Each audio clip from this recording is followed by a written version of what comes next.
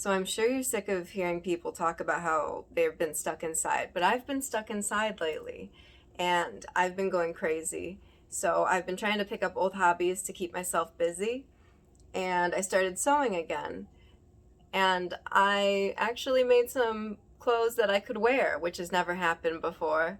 So I thought, I'll record videos, if not for other people, then for me to see my progress and the mistakes that I make, and etc.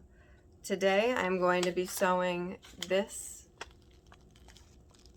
shorts and cami set from a loungewear pattern from the year 1990. Did I say that already? Probably. But I'm really excited to show you guys my process. I wouldn't categorize this as a tutorial per se, because I don't exactly know what I'm doing quite yet, but I did want to show you guys all the things that I went through, all the mistakes I made, all the things I did correctly, and the end result of these pajamas. So, with that being said, let's get started. All right, well, we're going to start by ironing out all of the creases on the crepe paper of this pattern. This pattern is from the year 1990, so I want to make sure I keep it in as good condition as possible.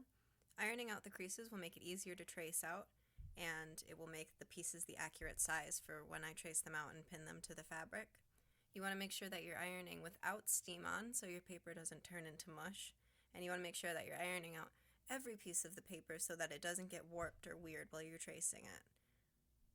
And then, after you do that, you are going to trace out your pattern pieces. You can do this in a lot of different ways. I chose to use old tracing paper that I had.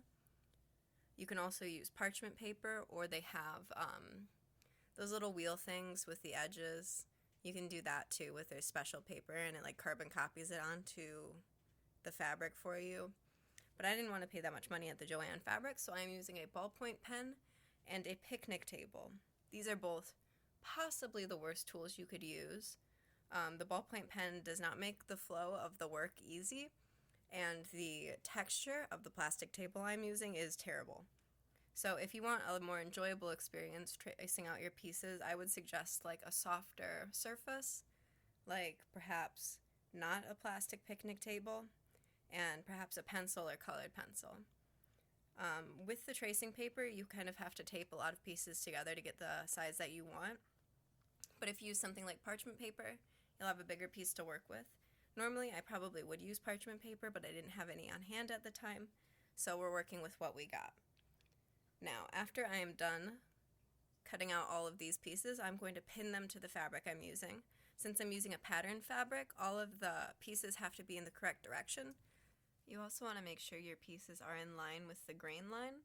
That's part of the one that I traced onto the paper. It means the direction that the thread is woven in the fabric. So you can find that out by pulling out a single strand of fabric, or a single strand of thread from your fabric, and matching that up with the line that's written on your pattern piece. I'm also cutting with a 1/2 inch seam allowance.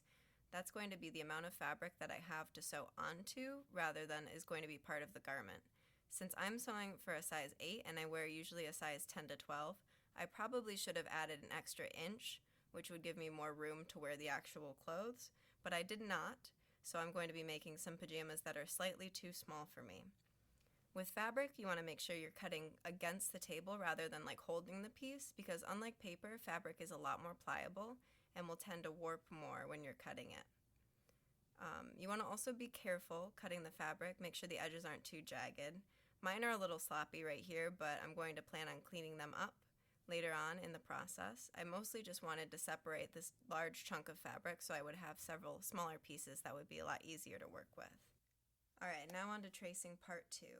I'm using a bar tailor's chalk. I got it at Joann's. I originally had like a roll-up pencil that had tailor's chalk in it, but it sucked and it did not mark onto the fabric correctly. So I switched over to the other one. I'm using blue because white doesn't really show up on this fabric, but if you're using a darker fabric, it also came with a white chalk, so you could also use that one. I'm making sure that I outline the little triangles where the fabric is marked so that you know what direction it goes in and what pieces it goes with. but you can also just cut out those triangles onto the fabric.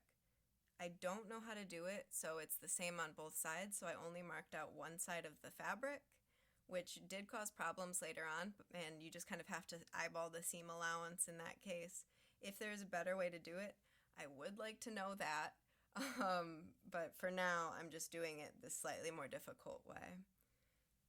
After I trace everything out, I can unpin it, and if it is difficult for you to tell the patterns apart, or the pieces apart, you can mark out what number they are on the actual fabric, which I did for the two shorts sides, because the front shorts and the back shorts are slightly different, and I didn't want to get them confused, because I've definitely had that problem in the past. The first seam I'm going to do is the inner leg seam, so instead of pinning, I'm basting all of these seams, because I find it a little bit easier, and it's fun for me to hand sew, and also I don't stab myself with the needle. So I'm just doing a straight seam on these inner legs, and then I'll be able to pull the basting right out. This one was really quick and also a super easy seam to do, so not too big of an issue right here. Alright, the next seam we are going to do is the inner leg seam, so that's the one that goes from your crotch to your butt.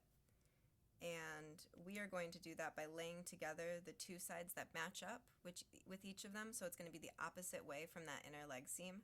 It makes things a lot easier if you iron the inner leg seam down before you either pin or baste that seam together, the new one, but I didn't do that because I'm lazy and I forgot.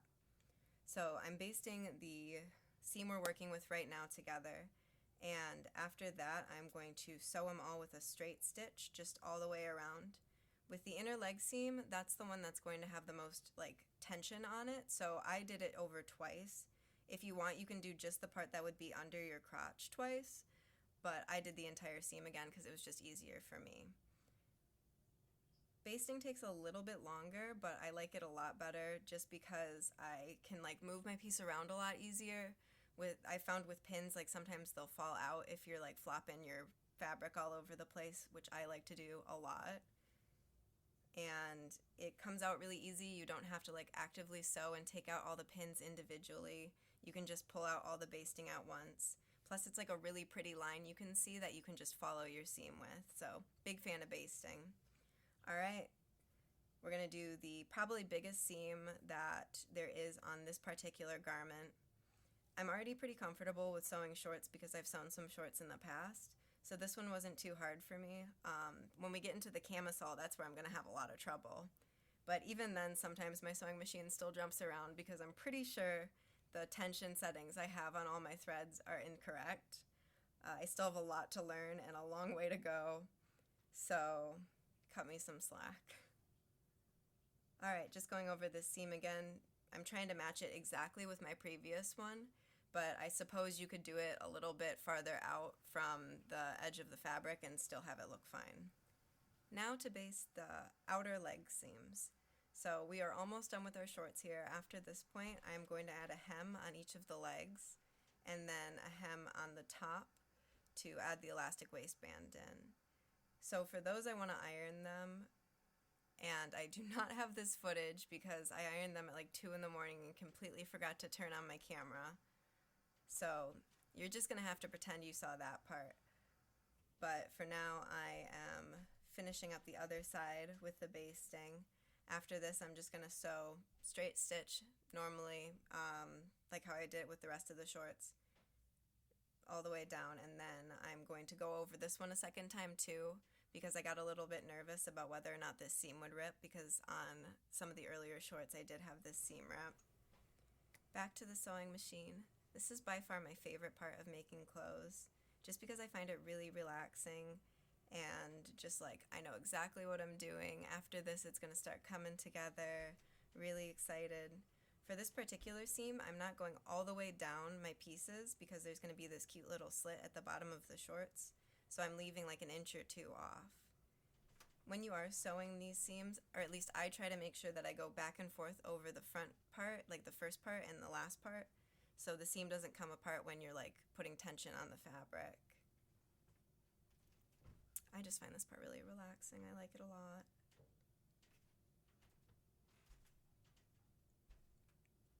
Alright, very last part. I already ironed out the hems on the top of the pants. So what I did is I folded it once, and then I folded it over a second time. That way the end of the fabric isn't the frayed end where I cut, it's a nice folded end.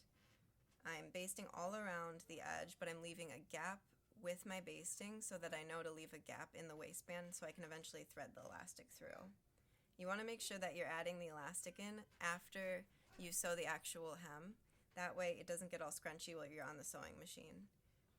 You also want to make sure that the elastic is in the right direction for your waistband, because I ended up sewing it over and over again like 3 or 4 times because I had a twist in the elastic. I don't know how you fix that because it's still twisted, but you don't notice it that much while you're wearing it, so it's fine if you do mess up. Or at least it's fine if you mess up and you don't show anyone, like on the internet in a video. But still basting here. This part takes a while. It's like slow and steady, but it's really worth it. I would absolutely hate sewing with pins in this part. And if you notice carefully, I did press down my seams on that crotch zone, so that made everything a lot easier. You have to be kind of careful with this one because I want the waistband to all sit at the exact same length, and sometimes if it irons, it doesn't iron exactly flat, and that can make your waistband like a little topsy-turvy and make your legs sit at different lengths. So this part is especially like one that's important to just take it easy, take it slow. Maybe I should have sped up the footage on this a little bit, but we're already recording, so here we go. Alright, it's time to sew the hem. I took the little compartment off of the sewing machine because I found that it's easier, for me at least, to sew hems when I can thread it through under the machine and then just kind of circle it back around.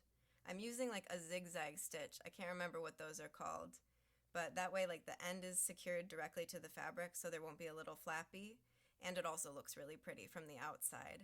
I only got a little bit of this footage, even though it would be really fun to watch, or at least for me to watch. Because my phone died halfway through the time that I was recording it. So there's only a little snippet right here. Now is the worst part, or at least the part that I fucked up the most. Oops, wasn't supposed to say fucked up. Oh well. My trick to threading elastic is to put a safety pin on one end and then pin the other end to the original like hole where I'm threading the elastic through. But I don't know how much advice should be taken with elastic from me particularly, because it did not have a good end result. As you see, here I am sewing the first end of the elastic that I did. And then I looked and saw that it was twisted. And it did not fit correctly, and I had no idea how to fix it. So I cut it and I sewed it again. And then I rechecked. And, oh, I broke my thread here. Whoops. Well, I rechecked and I definitely messed up a bunch of other times. So if you see me resewing elastic, it's me adding another cut into the elastic and realizing that it was not correct and trying to fix it and having it still be messed up. But the way that I measured the elastic worked well for me. I just like stretched it around my waist, and wherever it felt comfortable, where it wasn't too tight and wasn't too loose, I decided to use that length. I feel like there's a formula out there somewhere, but I didn't use anything and it worked fine for me. And that's it. Okay, so the actual very last part is where you hand sew the little hole where you threaded the elastic through, but I had one of those situations where you think you press the record button and then you hand sew the little hole that you thread the elastic through, and then you realize you didn't record any of it. So here's how the shorts turned out. I was pretty happy with them. I also sewed the hems for the edges of the pants. Did not record that. Really sorry. Future videos I'll try to include stuff in that nature. But there's going to be a part 2 where I do the camisole. Please like, comment, and subscribe so you can see it. And please be nice to me in the comments. I cry very easily, and I hope I see you all again. Thank you.